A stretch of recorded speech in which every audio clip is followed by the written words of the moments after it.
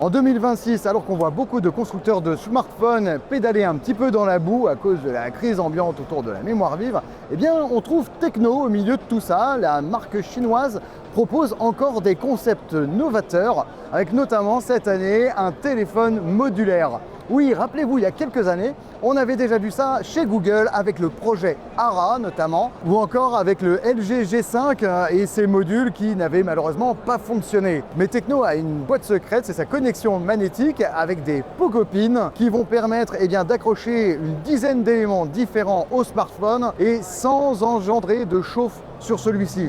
Ce qui est plutôt pas mal. Ensuite, au niveau de la connexion de ces différents accessoires, ça va passer par les Pogopin bien évidemment, mais aussi par du Bluetooth, par du Wi-Fi ou par des ondes millimétriques. Alors surtout, on peut aussi se poser la question avant tout de savoir pourquoi est-ce qu'on aurait besoin d'un téléphone modulaire en 2026.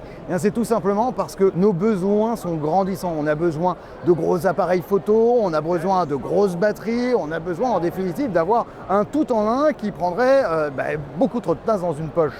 Et donc Tecno arrive avec cette proposition de téléphone modulaire qui permet d'avoir un téléphone ultra fin de base, on parle de 4,9 mm d'épaisseur, au-delà duquel on va pouvoir ajouter plusieurs couches, notamment une batterie de 5000 mAh, mais peut-être aussi une deuxième batterie de 5000 mAh qui viendra s'ajouter à la première pour arriver avec un téléphone qui aura sa batterie de base plus 10 000 mAh. Ce qui est quand même vraiment énorme. Également au niveau de la photo, on peut ajouter un téléobjectif périscopique avec un petit module rectangulaire au-dessus qui est vraiment bien pensé. On peut le voir d'un côté comme de l'autre, et bien qu'en définitive, tout le chemin de la lentille parcourt l'entièreté de la largeur de ce module. On a aussi des clips sur lesquels on va pouvoir ajouter un petit appareil photo et éventuellement le décrocher parce que là, on va passer par une connexion sans fil pour pouvoir diffuser le flux d'images. Mais on a aussi et surtout un énorme objectif photo, un objectif comme vous pouvez en avoir sur les réflexes notamment. Et cet énorme objectif permet d'aller de x2 à x10 en optique et jusqu'à x100 en numérique.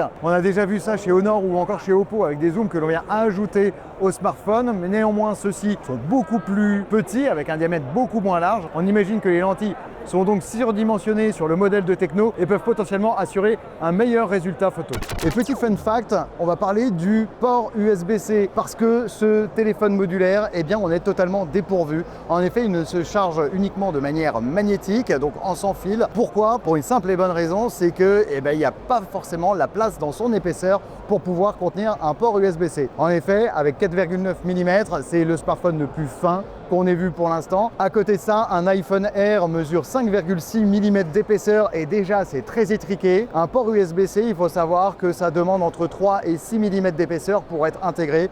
Donc là, chez Tecno, soit ils n'ont pas réussi à le faire, soit ils n'ont pas eu envie de se casser la tête à trouver une solution pour caser ce fameux port USB-C. Donc éventuellement ça pourrait également faire un effet de bord parce que c'est un concept complètement dépourvu de connectique externe, chose que l'on a déjà vu en rumeur chez beaucoup de constructeurs, notamment un iPhone qui pourrait sortir un jour sans aucun câble et pouvoir être chargé uniquement en sans fil. Voilà, c'est ce qu'on imagine pouvoir être le futur dans une moindre mesure.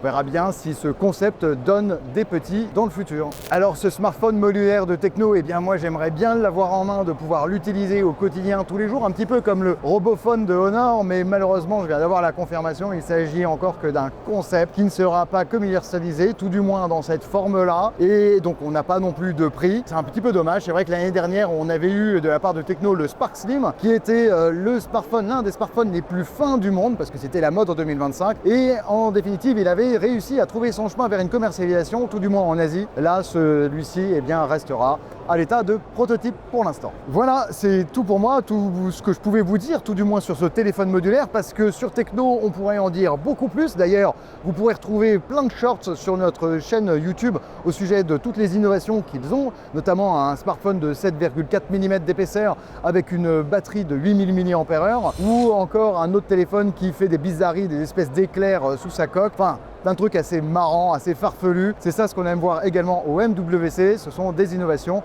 des choses qui nous sortent de l'ordinaire et du quotidien. Voilà, n'hésitez pas à laisser un petit commentaire, à lâcher un petit pouce, à vous abonner. C'était Edouard Pouf Android, portez-vous bien, à bientôt, salut!